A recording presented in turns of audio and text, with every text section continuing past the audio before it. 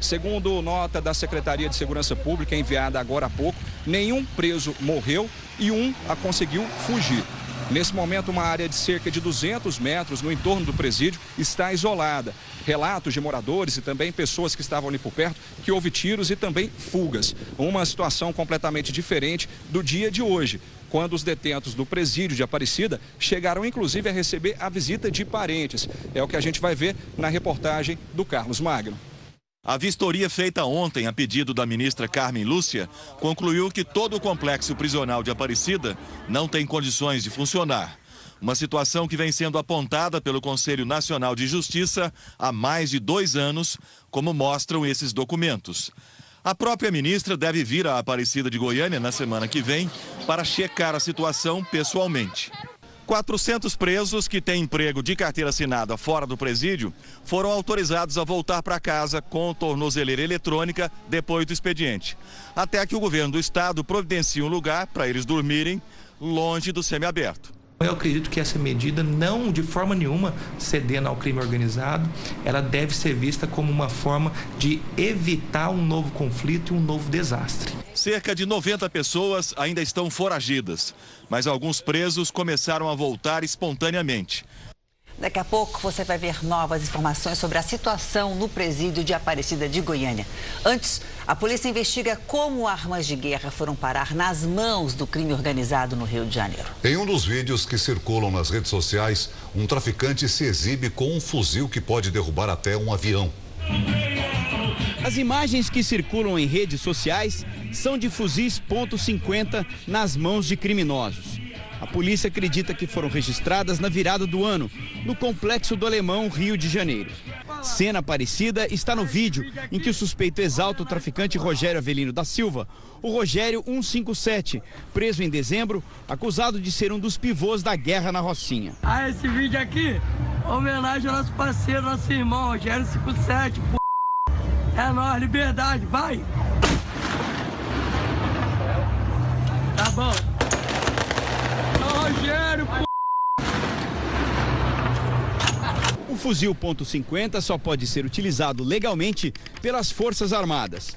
Pesa 8 quilos e com alcance de até 7 quilômetros. É capaz de destruir veículos blindados e aeronaves. Esse tipo de armamento é produzido nos Estados Unidos e comprado pelo tráfico de drogas no Paraguai. Lá, o fuzil é desmontado para cruzar a fronteira com mais facilidade e chegar aos morros do Rio dividido em peças. Armeiros como este sargento do Exército, preso no ano passado, atuam em conjunto com outros traficantes para montar o fuzil. Desde 2015, apenas 2 fuzis .50 foram apreendidos no Rio. Os modelos são muito semelhantes àquele usado pelo traficante no vídeo. A polícia suspeita que o maior fornecedor de armas para as comunidades cariocas, Marcelo Veiga, conhecido como Marcelo Piloto, esteja por trás do contrabando desse tipo de armamento. Marcelo Piloto foi preso há menos de um mês na cidade de Encarnación, numa ação conjunta das polícias do Brasil e Paraguai. E teve a extradição pedida pela Secretaria de Segurança do Rio. A polícia investiga o porquê dos traficantes estarem adquirindo esse tipo de armamento e qual seria o emprego dele, já que é uma arma desproporcional, é uma arma pesada, uma arma com calibre muito potente. Milhares de doentes recorrem à justiça para conseguir medicamentos que não estão disponíveis na rede pública. Muitas vezes a batalha judicial leva anos até que seja reconhecida a importância dos remédios para a vida dos pacientes. Processos que não chegam a conta-gota. De 2002 a novembro de 2017, o Ministério da Saúde foi alvo de quase 20 mil ações para a compra de remédios que não são oferecidos pela rede pública. Só no ano passado, os gastos chegaram perto dos 7 bilhões de reais.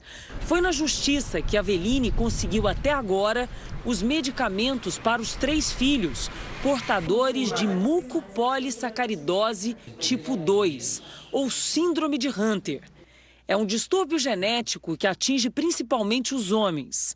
Há um acúmulo de substâncias nas células e isso interfere nas funções cardíacas, renais e até no sistema nervoso.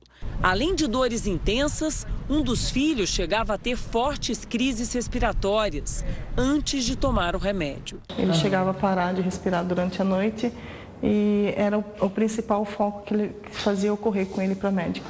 No caso dos filhos da Aveline, uma ampola apenas custa R$ 8.500. Apenas um dos filhos precisa de 3 ampolas por semana. Depois de anos na justiça, o medicamento essencial para a vida dos filhos agora será distribuído pelo SUS. Mas ainda há um prazo de mais de 100 dias até que esteja disponível. A única coisa que a gente faz é pedir que chegue o quanto antes, porque a gente sabe a melhora que esse medicamento vai trazer. Conversamos pela internet com a vice-presidente da Associação Vidas Raras, que está em Portugal. Ela ajuda pacientes com doenças pouco recorrentes e que precisam de medicamento especial, muitas vezes por meio de ações judiciais, já que nem sempre é possível esperar. Muitos dos pacientes vão a óbito e vão ter sérios danos à saúde. São doenças progressivas, são doenças degenerativas, cada qual com a sua especificidade. Alguns pacientes eles aguentam um pouco mais, outros não vão aguentar. A Aveline espera ansiosa a chegada dos medicamentos dos filhos. Cada dia que passa, você vai pensando que são horas, são minutos, são dias a menos que vai tendo para eles. Em nota, o Ministério da Saúde informou que o medicamento para a síndrome de Hunter passou a fazer parte da lista do Sistema Único de Saúde no dia 19 de dezembro e vai fornecer o remédio num prazo de 180 dias. A ex-primeira-dama do Amazonas, Edilene Gomes de Oliveira, foi presa hoje.